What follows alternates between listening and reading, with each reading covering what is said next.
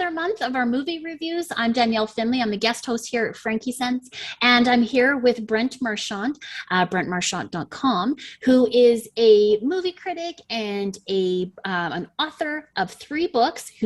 What about your 4th? Give us an update on your 4th book. Oh, it's still in the it's still in the planning stages at this point. It's I call it my maximum opus because it really is a big undertaking. So as they all are, but your books. Okay, so Get the Picture, Conscious Creation Goes to the Movies, Consciously Created Cinema, The Movie Lover's Guide to the Law of Attraction, and Third Reel, Conscious Creation Goes Back to the Movies. Those are your 3 that are available right now? Yep, they are Excellent. available in print and an ebook. Perfect. And BrentMarchant.com for people to come and see exactly what it is that you're involved in right now and all the great things that you have on the go. That will link them up to everything. Perfect. I love it. Well, welcome back. I'm so excited to have another month with you. We could talk about the movies. This month I got to watch a little bit more, only 50% of them. So we've got 6 to review. So let's not hold back. Let's get right to it. Okay. Okay. Well, we're starting off with Respect, which is the film biography of Aretha Franklin. And this is a really well-made film biography showing, covers about a 20-year span of her career from when she was growing up singing gospel in her father's church to the point from her rise to fame and her recording of a gospel album in 1972 that became her best-selling record of all time. And through that, it shows all the trials and tribulations she went through with becoming a star, battling a number of demons like alcoholism and spousal abuse and childhood sexual abuse. But it also goes into a profile of a woman who is seeking to come into her own, looking for her own voice, as it were. Despite a lot of people who are trying to continually tell her what to do. It also has a lot about her involvement in the civil rights movement and her friendship and affiliation with Dr. Martin Luther King Jr. It covers a lot of ground, and that's one of the things that some people have been a little critical of, saying that it's almost like they're trying to stuff too much into one picture. But you know, when you've got a complex and iconic figure like Aretha, I mean, where do you draw the line about it as far as what do you leave in, what do you take out, you know? So I thought they did a pretty good job of balancing all of the high points that they wanted to cover during that span. And along with it, presenting just a number of dazzling musical numbers, recreations with Jennifer Hudson in the lead. And she is spectacular in this. I mean, I think you may very well see in this movie one of the first possible Oscar nominations, you know, come around for this movie award season. She's that good. You know, I've liked her in other stuff that she's done, but she's just so much better in this than anything I think she's ever done before, that she really deserves the proper kudos. Also, I really liked, there's a young actress who plays Aretha's younger self named Sky Dakota Turner. And, you know, one of the things that happens with film biographies, when you've got a character whose life is being profiled over a number of years, if you've got a different actor from your principal lead playing the younger self, they often get overlooked as far as, you know, okay, you know, they're filling the part of the early years and, you know, that's fine. But this young actress is so good and her singing voice is so powerful that she really deserves a lot of attention as well. Look for her to be somebody who I think is going to have a brilliant career ahead of her, because if this is any indication of what she can do, she's got a really, you know, stellar road ahead of her. There were also some people who were talking about, you know, the movie being a little bit on the predictable side, comparing it to other films with stars who had similar backgrounds. Okay, I mean, then maybe that's true, but I mean, what are you supposed to do? You know, not tell the story the way it happened? You know, I think those are really kind of petty, unfair criticisms of a film like this, because, you know, in many ways you can see a lot of parallels between this and say, what's love got to do with it? Yeah. I mean, the story about Tina Turner. I mean, yes. You know, I mean, there are a lot of parallels, but, you know, this is Aretha's life, and that's what's being presented. So don't knock it. I don't think that's really a very fair criticism. Mm-hmm. So I really recommend this one very highly. It is a little bit on the long side. It's, I think, 2 hours and 25 minutes. So, make sure you get your bathroom breaks in ahead of time and so forth.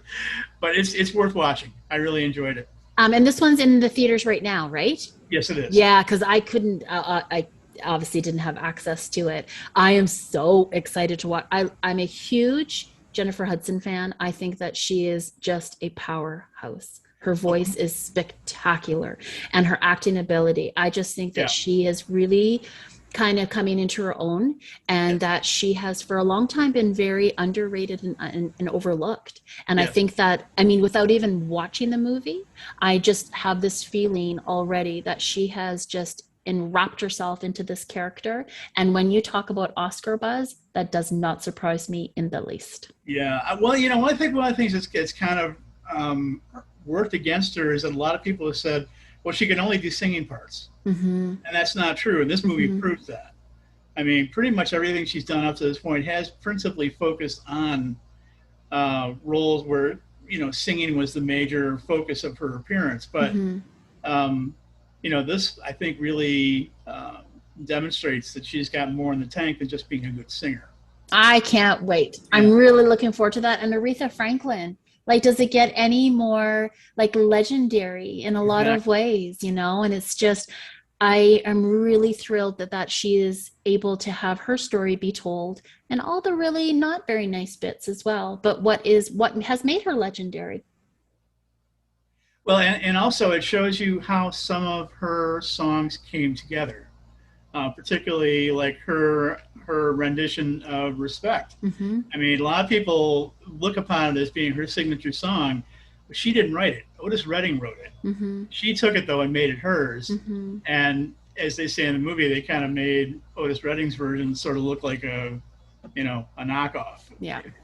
But one thing I did want to add is this is supposed to become available on demand starting tomorrow. Really? Yes. So you may so I might be able to get it on my Apple or something. Yeah, you may be able to find it starting tomorrow. I'm not sure what the distribution plans are in Canada compared to the US, but this was in part a Canadian production. So I would think that this is the kind of movie that, they would like to try to get out into the marketplace in Canada. So perfect. Okay, well, look out for it. So American viewers will have the choice. They'll still be able to see it in theaters if they want, and they'll be able to see it on demand if they want as well. So, perfect. Okay. That's awesome. Okay, so how many stars? 4. Ooh, yeah. I like it. I like it when you give a movie a really good rating. It that shows a lot. Okay, I'm super excited. So Respect is coming out streaming on demand tomorrow. Yes. So let's look out for it. And I can't wait to see. It maybe the on-demand arrangements may be coming through cable companies as well, like the pay-per-view kind of thing. Okay. So perfect. That's another place to look. So okay, awesome. Okay, what's next? Okay, so next we have a movie that was delayed because of the COVID pandemic. It was supposed to come out last year. And was actually received a couple of nominations in the Independent Spirit Award nomination competition at the end of last year. But it's just making it into theaters now. It's a film called 9 Days. And this was one that I was fascinated by the first time I read the description of it. And I've been sort of waiting very anxiously for it to come out all this time. And it finally did get a release. And I can say it was honestly worth the wait. This is a very interesting premise film. It tells a story of a man who is sort of an interdimensional or other dimensional caseworker who interviews candidates to be incarnated physically. And it's a really interesting story in the fact that he was once physically incarnated himself and is kind of sour on the idea, as he really looked at it and said, there's a lot of problems with it. It's a difficult path to follow. So when he's interviewing his candidates, he's very hard on them in terms of putting them through the paces of trying to figure out how they might react to hypothetical situations or how they might respond to different challenges, because all the souls that he's interviewing have never been physically incarnate before. And it makes for a very interesting byplay between him and these people, because you get to see people answering his questions from a perspective of, how would I do this if I've never experienced this before? It's also interesting in the fact that even though some of them may have never been physically incarnate before, they end up being kind of a teacher for the interviewer, because they seem to know things about life that just kind of comes to them naturally, that either he has overlooked or hasn't considered. And it ends up becoming an exercise where he's almost being put on on notice himself as much as they are being put on notice with him. So you have this sort of like metaphysical tango going on between the evaluator and the evaluated.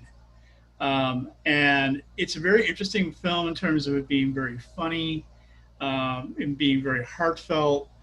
It's really a unique kind of cinematic experience, and it's one that I think will get viewers really kind of questioning their whole view of, how does reality actually operate? And is it just this physical dimension that we know, or is there more to it? Then again, is there even more to it than this other dimensional person knows about? Yeah, so it really kind of broadens your view of how things can unfold, how they operate. The other thing I really liked about this is the lead character played by Winston Duke, who was in the movie Us and in also Black Panther. He shows acting abilities in this movie I never knew he possessed. He is so good in this. This, I think, is could be a real springboard for him getting other more meaty roles than he's had up to this point. The only real criticism I had of the film is that it's sometimes a little bit elusive in terms of the way the story plays out. You know, the viewer might feel like he's getting strung along at a few points. But I think that's important because the director does not want to spoon feed his viewers with this subject material. He wants to have those same kind of aha moments for themselves in the way the characters themselves are having in the film. And especially for those who may not be familiar with these kinds of ideas, that can be particularly eye-opening, I think, which to me only heightens the impact of the film itself. So this one, like I say, it just came out not too long ago. It's playing in theaters. It's particularly ones that specialize in independent and art house movies. I'm sure it'll come to streaming at some point, maybe in a month or two. But it's definitely worth it. I really enjoyed it a lot. I can't wait. I didn't get to see this one, unfortunately. But the whole concept and the whole like this idealism of reality. What does that really mean? You know, exactly. We've got so much interjection by external sources, propaganda, you know, what's right for what's from wrong. Then you've got reality TV. Then you've got all these different, you know, concepts and ideas behind reality. And living in the past, you know, 16 months, 18 months in a pandemic and trying to encapsulate what reality really is and what this means, and trying to differentiate that from our current feelings, our current emotions, what we believe in, you know, this dividing factor, which we'll get into, you know, in one of the other movies. But it's just really makes you sit and think, what is reality and what does that mean for me? And am I living in a realistic world? And what does that mean to me? Exactly. And you know, Will has got a character in the film who's sort of a sidekick, named Keo, played by Benedict Wong, who has never incarnated physically either. But he's not a candidate to try and do so. He just sort of hangs out in this other dimension with him. And he's got a wisdom beyond his reality. And in many ways, he ends up filling his friend's head with ideas that he hadn't previously considered. And he does so in a way that's very kind of almost cherubic or impish, you know, just sort of like a cute little sidekick who throws in a comment now and then that causes Will to go, gee, I hadn't thought about that. Yeah, so, exactly. There's something to be said about the olden days, you know, like, yes, they weren't so projected forward or their technology wasn't advanced, but it was just such a slower time in life that reality, I mean, and there was a lot of ignorance back then. I'm not excusing that, but it was a simpler time in life that people were able to sit with their thoughts a little bit more. We're fast paced. And I really believe that impacts all of the decisions that we're making moving forward and living in a reality and creating our own, reality and Exactly. realism and living presently and living in the moment. We don't have those opportunities as much anymore. We're never off. We're always on. We're always Exactly. creating and always thinking, that we don't give ourselves an opportunity to just sit and think. And the landscape in this otherworldly dimension kind of reflects that. I mean, it looks like it's a barren desert landscape. Mm-hmm. The place where Will lives is this single frame house in the middle of a no man's land, Yeah. essentially. How great is that? So it reflects that kind of slower pace Yeah. and that less complicated life. In fact, in Exactly. one of the ways he describes about the way he describes this otherworldly dimension to some of these candidates who are trying to become physically incarnate, Mm-hmm. he says that going into the physical world is similar to here, only here it's less intense. Yeah. You know, um, Oh, yes. yeah, and and you see that very much in Will's performance too. When he's doing a lot of the interviewing, he speaks in very measured tones. He's very Mm-hmm. stoic until he comes to a hypothetical, and then he just kind of like blows the lid off of everything to give the candidates a taste of what they might end up experiencing if they were to be chosen to become physically incarnate. Yep. Um, just Interesting. yeah, I mean, you might see this like outburst of anger that you're saying, where is this coming from? But Yeah. he's doing that to help prepare them because he feels responsible to make sure that if he's going to give people the green light to go ahead with this, that he's making the best choices with the best candidates. Yeah. That's a little bit scary too, hey, but it sounds very thought provoking. Yep, It very sounds much. like a very thought provoking movie, and I'm glad that you brought it to us this month because, like you said, because I've heard you talk about this one before, so I'm really excited that we're able to discuss it, and I can't Yeah, wait to see it myself. I've been waiting very anxiously for this one Hmm. ever since I first read about it, and it didn't disappoint. So Good. Okay, how many stars? 4. Okay, Yeah, good. out All of 4. right. Yep. Okay. Okay. Uh, the next one. All right. So next we have another in a series of the genre that's been the best for the summer, and that's been documentaries. This is a film called Pray Away, and it's available on Netflix. And it's a very, what I would call a very damning indictment of the process of conversion therapy, which is the idea of trying to help, quote unquote, help make gay people straight. Those who are not comfortable with the idea have been either voluntarily or coerced into participating in this program over the years, which is largely Christian based and largely based on a lot of pseudoscience and taught by facilitators who don't have any formal backgrounds either in Psychology. psychology, Mm-hmm. counseling, or human sexuality. Mm-hmm. And this movie doesn't pull any punches when it comes to talking about any of these subjects. It shows the damage that it has done to so many people.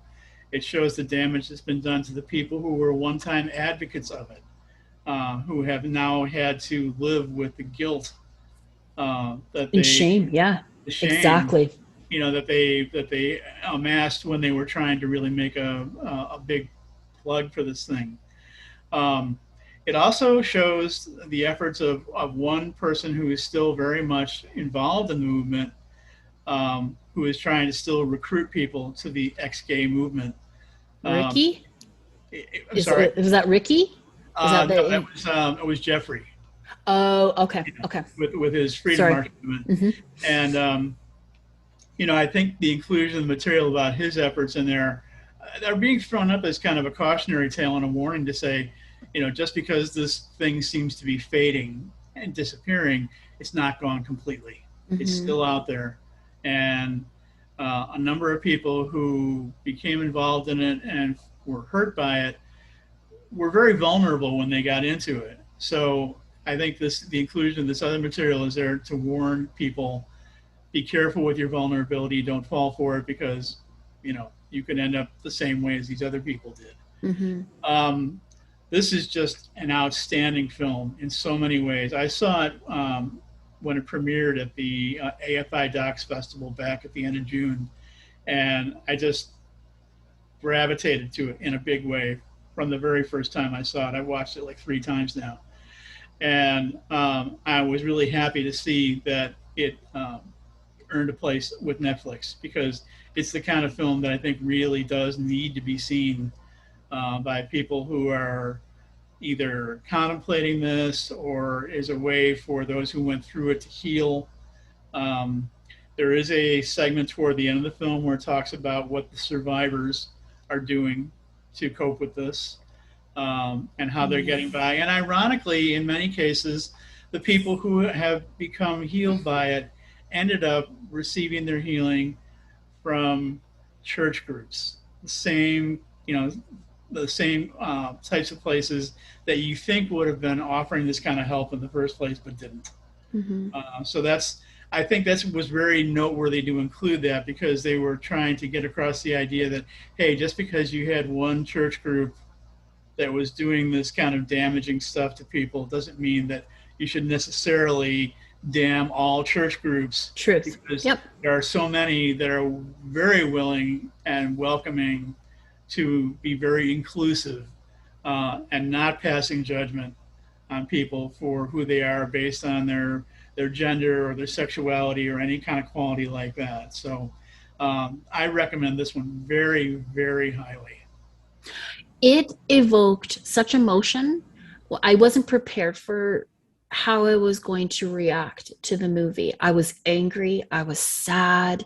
I was really emotional at times. I don't come from an organized religion background. I was never raised under a specific religion or within a church. I'm very spirit filled. So when I watch, so there's quite a level of ignorance on my side, because I take all the great things from all religion, and that's what I live by. I can't, but I've seen the damage that has been done in friends and some of my acquaintances who have grown up in an organized religion, and the damage that it's done to who they've become in their adult life, because they've been restricted. They've been told that they're terrible people, that they're sinners, that they're going to hell, that, by living their truth and living their best lives. This movie didn't deviate from that feeling and that emotion in me as well, because they were led to believe, first of all, that they were wrong under the eyes of God. They were terrible human beings and they are wrong. And so to have that, and then to be told, now we're going to cure you, like we're curing a virus or we're curing a cold, or we're going to cure you of this. And then to go through that entire process in life, from being married, having kids, and really struggling. They talked about the struggles. They talked about how it still didn't stop their fantasies or their desires for, their truth of who they wanted to be attracted to, but they repelled against that believing, and then to go out and brainwash or push people or coerce people into the same belief. I was really emotionally charged by this whole thing. Yeah, that's really true. That's especially true when you saw the efforts that they put into man alive, Proposition 8 in California. Absolutely. The state that had already approved same-sex partnerships. Yeah. And they managed to get this proposition passed that said, no, marriage is only between a man and a woman. Yeah. And that's all there is to it. And the damage that they did to themselves, like that one lady was talking about how she went to burning herself. So she would burn herself to take away the pain of what she was experiencing. So on one side, it gives her the feeling of pain, physical pain, to match her emotional pain that she was feeling, by continually being told that she is not right, or that she's not worthy, or that the life that she chooses is not acceptable. So she's constantly being told, it's constant. It's just non-stop by her family, by her church, by society. It was awful. And my heart broke for these individuals, because it's not just the people that are in this movie that this has happened to. and Exactly. the rate of suicide that they Yes. spoke about. And oh, it was awful. It was terrible. It was terrible. It was a great documentary, and it brought a lot of light to a subject that is very touchy and it's really misunderstood. Um, oh, my heart just broke. It really did, for so many people who are still living under that shame and the pain of, It, inflicting and getting people to be part of this, to this belief, knowing it was against what they truly believed, and the damage that they then incurred. So the exactly. shame and the damage and the anger and the tears and the emotion, it was, it was awful. It was Yeah, awful. it can be a very hard watch. I mean, there Yeah, were it was. times, the first time when I watched it, when I started tearing up watching it too, because, as someone who is gay myself, it just pains me to see what people from my own community Oh, were being subjected to. I mean, I never experienced anything even close to that in terms of any kind of discrimination, but to think that if I were to be in that position and have the weight of that kind of pain and burden placed upon me, I don't know that I'd still be around. that's it. I Yep, mean, absolutely. Absolutely. The people who you trust most, your family and your faith and your leaders, who are telling you how imperfect you are because of exactly. your belief and your love for another human being. Isn't that that's what I kept thinking, isn't this what it's about, is to have compassion and empathy and love for another human being Exactly. and a human being's life? I just, oh yeah, it was a hard one for me for sure. I thoroughly enjoyed it, but enjoyed it not from, oh, this makes me feel warm and fuzzy, but it made me so happy that this is being brought Yes. to, for other people to know that they're not alone, that if you're undergoing or you have these feelings, or let's come together to abolish this type of mentality and the way people are led to believe. Well, there are movements afoot in a number of states now to either uh, outlaw it, or Yes. if they even if they have, or if they haven't already done so, Yes. to do so, because Yes. it's just really a bad thing in Yeah, just so many ways. it I mean, is, when there needs to be so much support and around individuals who are being challenged just by, what's deemed to be acceptable and not, just by society, and you're already up against an uphill battle. But when I mentioned that guy Ricky, he still, that's what I couldn't believe, is that there still is organizations that believe in this and that are still active today. What? How yeah, is that even? Yeah, I get emotionally charged about movies like this because, as a believer of all acceptance and all, inclusion, I just don't even understand it. I just don't. Yeah, I had a hard time. I had a really hard time. It's one of those movies that I contemplated, do I really want to watch again?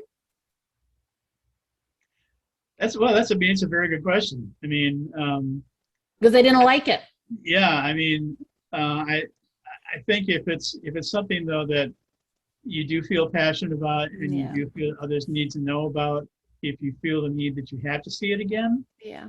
then watch it so that you can feel like you're, fully committed to spreading the word Yeah, about. that's it. Absolutely. And I think that everybody should watch that. I don't Yeah, think you should be shied away from anything. And again, I don't have a religious and organized religion background. So it brought light to so many things that I knew about or heard about. But then, like you said, it's what helped people on the other end to be able to heal and to be and to move past, the yes. pain that they were in. So there's both sides of it. Yeah, it's a good one. I really liked it. And it's also important to recognize too, one of the things that they talked about in the film was the idea that you have to be careful of how you might even be seduced into something like that, because they they present it in this seemingly palatable way where they say, we don't believe in hating the sinner but in hating the sin. Well, that's just a very, dressed up way of saying, no, we still hate the sinner too. Yeah. you know um so Yeah, there was a lot of disturbing moments in that, but it was very powerful and very empowering. And I was very thankful to those who were able to move past it, and to find some, some comfort, at this stage of their lives. But it's also, there's such a huge ratio or percentage of people who are either in it right now or who did not make it. They didn't make it. And that's really heartbreaking. So despite its difficulties, this one gets a 5. Yeah, I Without a agree. doubt. I I mean, without a doubt. agree. Well, it just gives me shivers still thinking about it. It was a tough one. I love documentaries, I really do, but it's also a reminder that this is real life. And as we talk about the other ones as well, there's some really big power behind telling truth, but there's some shocking revelations on the other side. Absolutely. Okay, I loved it. Okay, next. So next we have another documentary that's also relevant in many ways to our current world, but in a very metaphorical way. It's a film called The Loneliest Whale, The Search for 52. And this tells the story about a group of oceanographers who are looking to find a whale that has been singing its whale songs on a frequency that is unique to this particular creature. And the sad part about that is the fact that it does not appear to be able to communicate with any other whales. So it's kind of sad. You have this whale who apparently is blissfully swimming through the ocean and having a good life, but doesn't have anybody to talk to. Yeah.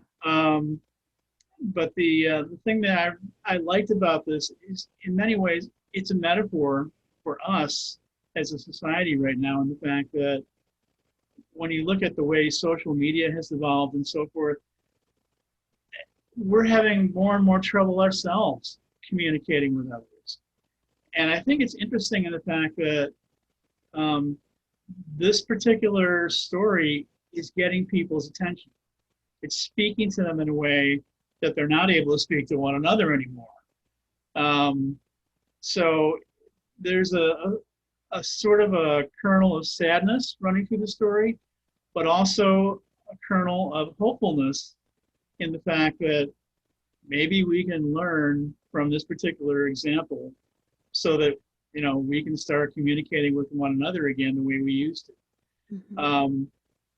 The story is a very detailed one in terms of the search for the whale itself, the expedition that's organized to find it, and along the way it also throws in a number of other segments relating to things about whales, such as the problems that they had with the whales being killed off years ago, mm-hmm. And also with the understanding the breadth of their communication skills with one another, and just in terms of how far and wide their songs can travel through the water. I mean, yes. They're able to communicate with other whales like thousands of miles away just by singing their songs and letting the water be the channel for conveying their messages. This is a really very touching documentary in a way that I really was not expecting it was going to be. I really enjoyed it. And the other thing that is important to note is that this is the second whale documentary that came out this summer. The other one was a film that we talked about earlier in the year called Fathom, that I was kind of disappointed by. This is a much better film in many ways. So I mean, if you're interested in picking a whale documentary to watch, this is the one to see. Not only because of the oceanographic aspects of it, but also because of the metaphor that it serves for us as individuals that we can learn from. Mm-hmm. Such a great movie. I just have such a love for the element of water and the ocean and the mammals and the creatures and the life that's below the sea. And I loved it. I thought it was so beautifully told. These and with documentaries, you're always going to learn something, yes, good or bad or otherwise. And it was just the beautiful stories that were being told by these whales and through their voice and through their song. And this poor little lonely guy that a group of people are adamant in finding out and protecting. And I loved that. I loved that humans are looking out, and it was just another level. I really commend all the efforts that are going behind and being put forth into the ocean, into our water system. And I really enjoyed the story being told on all the different levels, from the mammal, from the ocean, from the problems, from the life, from the underground story, and the songs being told and everything there. But also, like you said, the parallels into humanity and to our lives right now. And so it's just a form of communication. And we speak the same language and we can't communicate. This poor little guy in the ocean, he's a little lonely and by himself, but how he has the ability to communicate just as we do. Yeah, exactly. It was so beautiful. And I loved it that it's got some really great backing from a financial and from a reputable, Leonardo DiCaprio is an executive producer in it. Everybody knows about his efforts in environmental, planetary, and I just really commend that because it does have that force, it does have that backing. I thought it was a great documentary, and I just loved seeing the joy in the water. Yeah, I really enjoyed it too. There were a few minor things about it that I felt could have been a little better. I thought the director kind of inserted himself into the story a little too much at times. I mean, like, okay, we know you're interested in this, but Yeah. the whale is the star of this movie, you're not. And also, I thought some of the transitions were a little choppy at points. It's like, okay, we're going to shift gears now, but we're not really going to prepare you for it. Yeah. So, that bothered me a little bit as well. But on balance, though, otherwise, I thought this was really enjoyable, and I'm giving it a 4. Okay, good. Yeah. I liked it. Yeah, it was a good pick as well. Okay, moving on. Okay. So now we have a movie that is actually opening up in wider release starting today, called The Lost Leonardo. This was another film that I saw at the AFI Docs Festival back in June, and it tells the story about about a painting that was discovered unexpectedly and has been believed to be attributable to Leonardo da Vinci. It's one of the few surviving paintings of this artist. And anytime that something new of his appears, there's naturally a tremendous amount of buzz associated with it because, masterpieces by someone who's considered the greatest painter of all time are hard to come by. Yet there's been a lot of questions surrounding this film or surrounding this painting in terms of its authenticity. Some have said, yes, it's authentic. Some have said it's an outright fake. Some have said it might be a copy. Some have said that it might be a painting that was done by apprentices in Leonardo's studio under his supervision. But the other thing is, in the course of the painting's authentication, it ended up going on this remarkable kind of round the world odyssey where it was in galleries for a while, and then it was in auction houses, and then it disappeared into storage, and it just, it's a tremendous mystery and intriguing story in many ways. The film is put together in such a way that it tells the story like a mystery.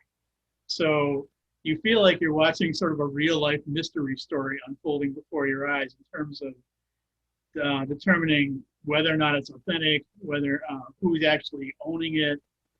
And also there are other considerations tied up with it that relate to politics, that relate to money. I mean, this was found in an estate sale at auction in New Orleans was bought for like $1,200.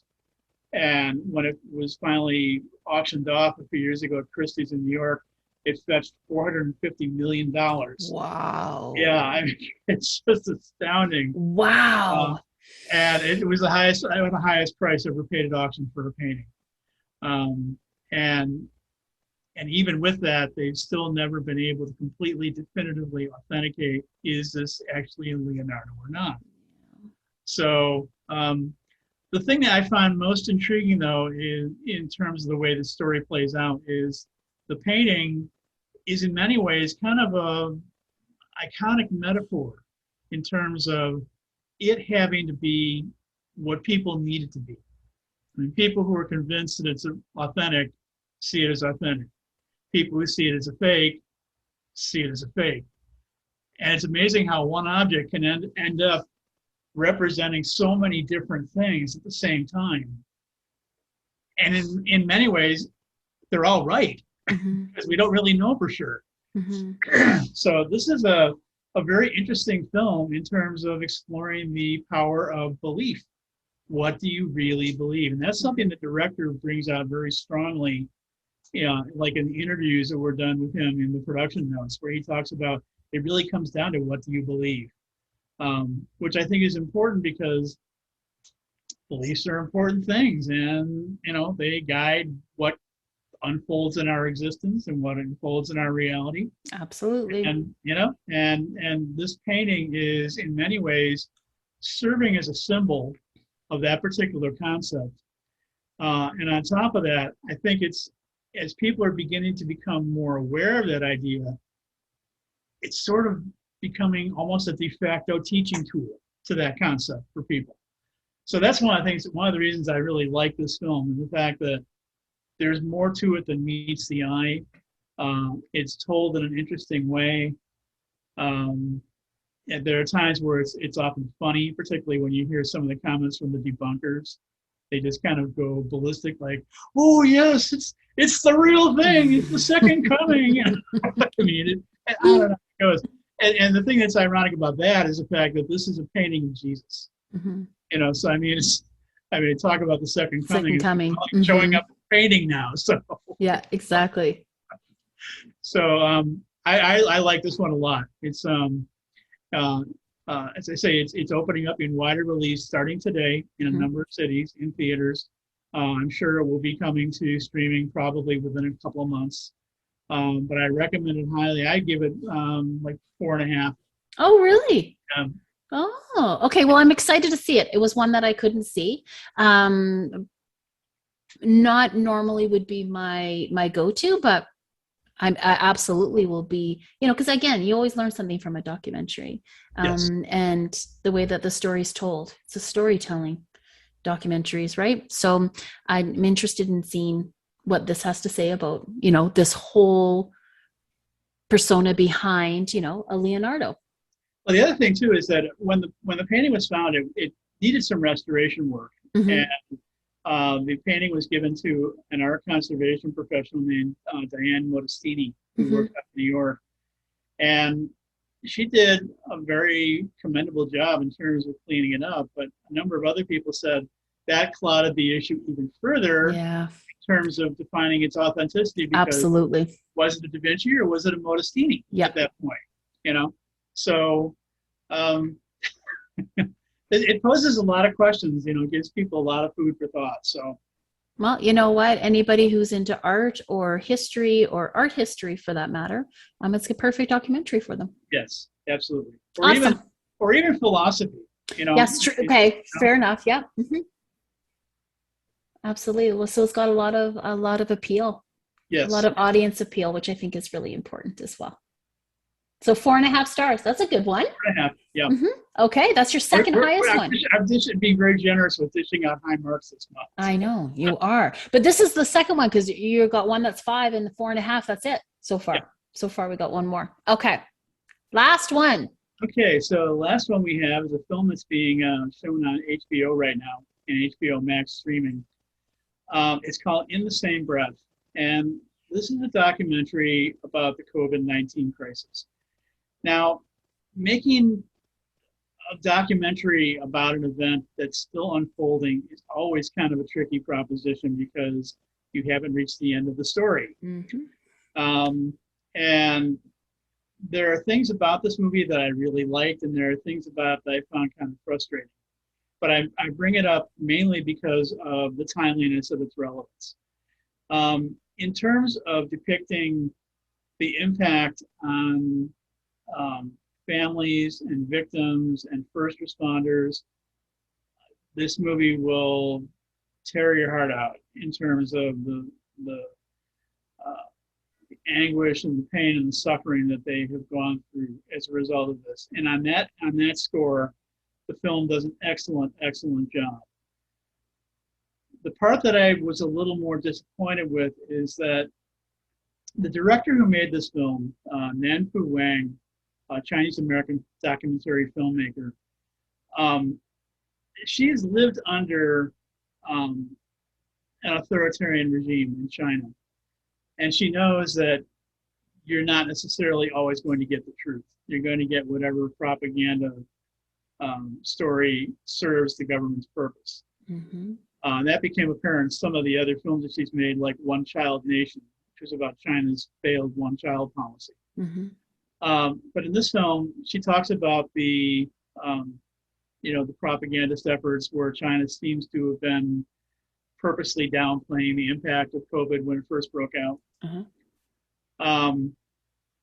And then she was comparing that to what happened in the US after it blew up here and seeing kind of the contradictory messages that were coming out about it and noting the objections of a lot of skeptics. Mm-hmm.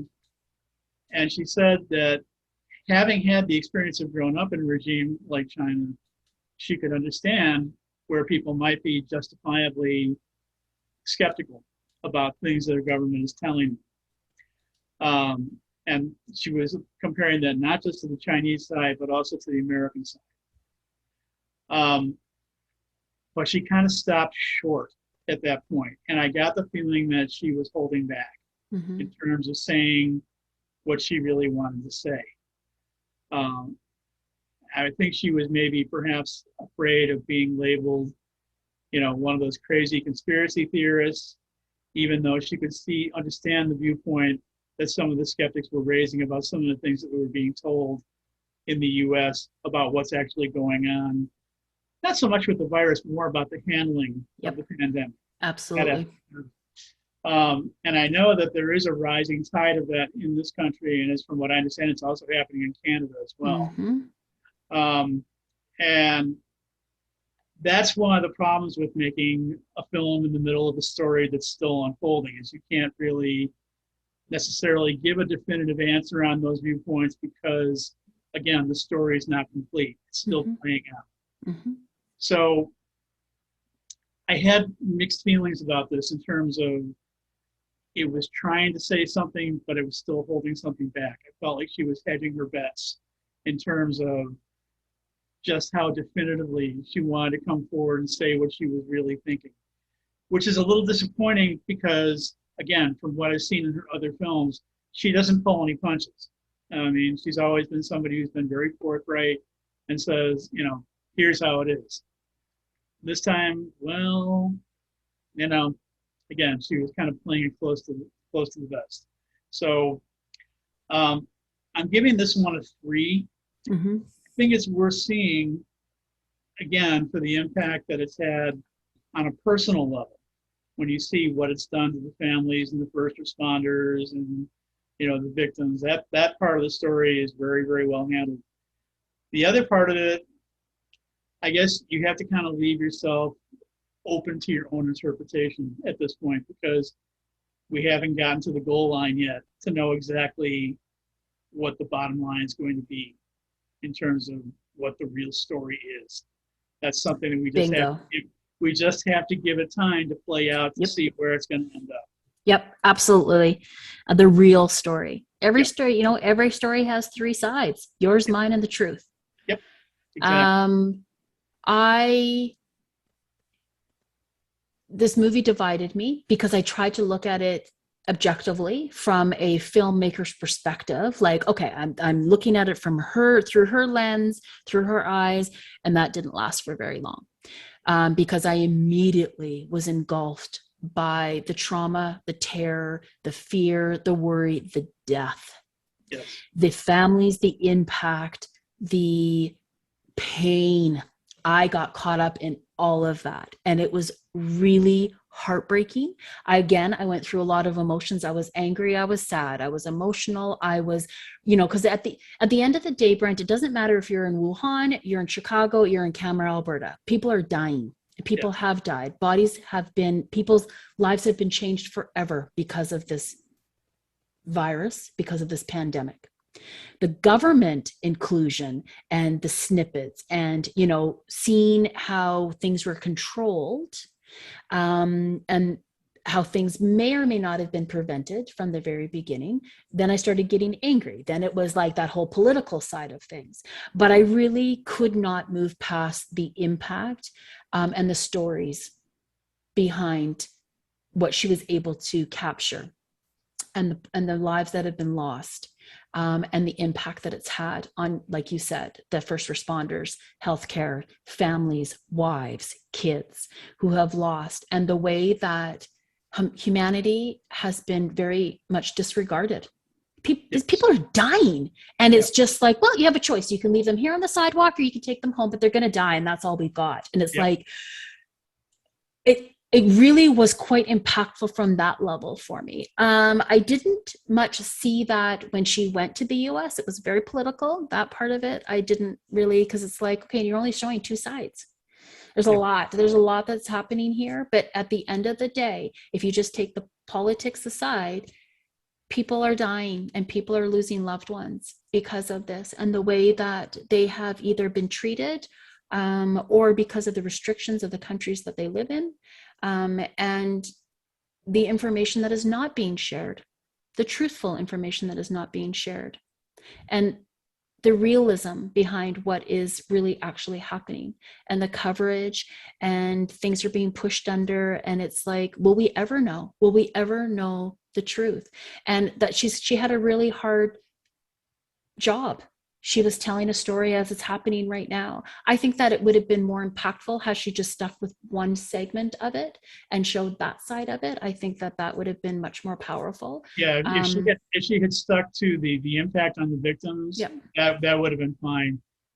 Trying to work in everything else, it really almost put her in the situation of being caught between a rock and a hard place. Yeah. And that's not typical of her work. And that was one of the things I found kind of disappointing. It's probably not fair of me to compare this to her other movies, but I mean, I've seen what else she can do in terms of, being hard hitting, getting the truth out there. And this movie just didn't live up to the same standard as her other films. I mean, if you've ever seen or have not seen One Child Nation, you'll get right away what I'm talking about, because that film was just so hard hitting in terms of its criticisms of the failure of the one-child policy in China.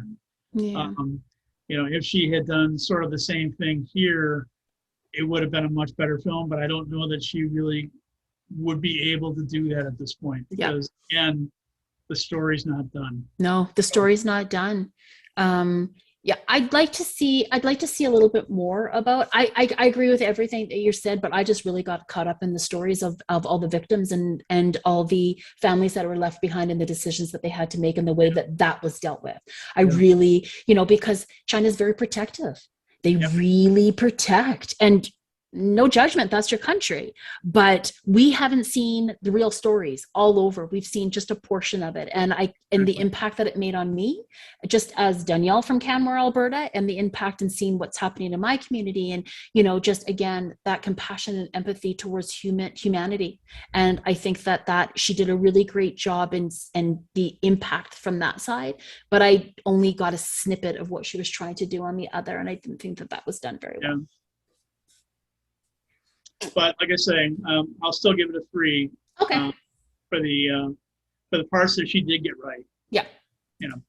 Absolutely. Okay, we've got, what's my timing here? I think we've only got like 6 minutes, and we've got a couple more to talk about here. Yeah. Well, one of the things that I did on some of the shows with Frankie is I used to have a segment called One to Avoid. Well, this month I've actually got several to avoid, because in many ways, except for documentaries, the summer film season's been kind of disappointing. And for the films that have come out, I just really would not really recommend very highly. And the thing is, these are pretty high profile films too. So I didn't want people to think that I was just ignoring them. But I wanted to let them know that, yes, I have seen them, and I didn't think a whole lot of them. So the first one is The Green Knight, which is a film that's kind of a modern day update on, not modern day, it's a new take on the story of the Green Knight legends from Green Knight stories from the Arthurian legends. When I watched it, I was a little confused because I knew something about them going in, but I was not really very well versed. But the things that I did know, didn't seem to jive with what was taking place on the screen, and I didn't find that out until afterward when I did some further reading and found that apparently the director here drew from several of the different Green Knight stories and recombined them into his own take on it, which is part of the reason why I was left confused by saying I don't remember it unfolding this way. So it's beautifully filmed and has some good acting in it, but it's very slow paced. And it missed the mark. Yeah, I mean, some of the sequences, particularly like in the first half hour, are dreadfully dull. Yeah. So I'd skip it. Okay, boo. I don't like that. And I do like Marvel and I like action and stuff. So that's this next one though. Oh my goodness. Okay, let's talk about that one. I'm really sad that that's on your list. Yeah, the next one was Stillwater, which is the story of an American college girl who was imprisoned for committing a murder in France that she supposedly did not commit. And the efforts of her father, played by Matt Damon, to go to France to try and help her get out of jail. It's kind of a fish out of water in some ways. It's set in Marseille, France, and he's a roughneck from Oklahoma, kind of a right-wing conservative type. In many ways, this is sort of a knockoff of the story of Amanda Knox, a woman who was imprisoned in Italy for similar circumstances. Something, by the way, that she's not been particularly happy about. Yeah, I've heard. Yeah. But the thing is, the problem with this film is it just never engages. You're seeing these characters play out their story on the screen, but I just felt no emotional connection to any of them, which is really kind of unusual for me because I usually identify with them pretty strongly. Not here. This was just flat. That's so disappointing because it should be. You should be engaged, and in this story, it can be really heartfelt. And I love Matt Damon, right? So I'm really disappointed that this one was on your list. And this one was the one again that was getting a lot of early Oscar buzz, and I don't think it's going to pan out. Maybe Matt Damon might get nominated for an Oscar for his performance, but beyond that, I mean, I found it to be kind of a big snooze. Ah, boo! Yeah. That's terrible. Oh well. Okay, and then the last one, as we wrap it up here. Yeah, and this one is available. It's in theaters and it's available for streaming on HBO Max. It's called Reminiscence. It's a story of a former Navy interrogator who lives in a world that's been degraded by war and environmental problems, in which people basically escape into memories as a way of being able to deal with their troubles. And it's got a very interesting premise. It's got a very interesting production design. It's filmed, and at least initially, in the story of kind of like a future noir kind of film, with a dangerous femme fatale involved and everything. But then it gets caught up in a very conventional crime drama, and it just kind of loses it at that point. It's not terribly original, and it gets very complicated to the point where you almost look at it and say, I don't really care about these people anymore. So it starts out really well, but it just doesn't play out. So it starts off really well, but then it just fizzles. Yeah, I mean, it starts off like a very stylish kind of romantic film noir movie at the beginning, with sci-fi elements thrown in, and then just kind of loses its way. So I'd say skip it. That's terrible. Like when you're a kid and you used to get so excited and you pulled out your lunch and then you opened it up and it was the pits. It was like lunch bag letdown. That's kind of the feeling that I get when you talk about these three movies. They're lunch bag letdowns. Yeah, exactly. And actually, there's one other one I didn't have on the list originally that I want to throw in really quickly, but I just saw it last night. It's a movie that's streaming on Amazon called Annette.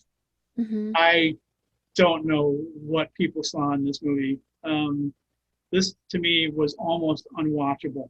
Really? Yes, I always pride myself on sticking with a movie when I turn it on to watch it. Yeah. I almost turned it off, which is something I never do, but I came really close a couple of times.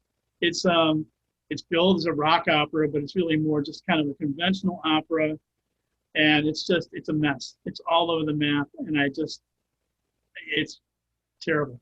Boo. Boo. Yeah, I don't know. I don't know what they were thinking with this one.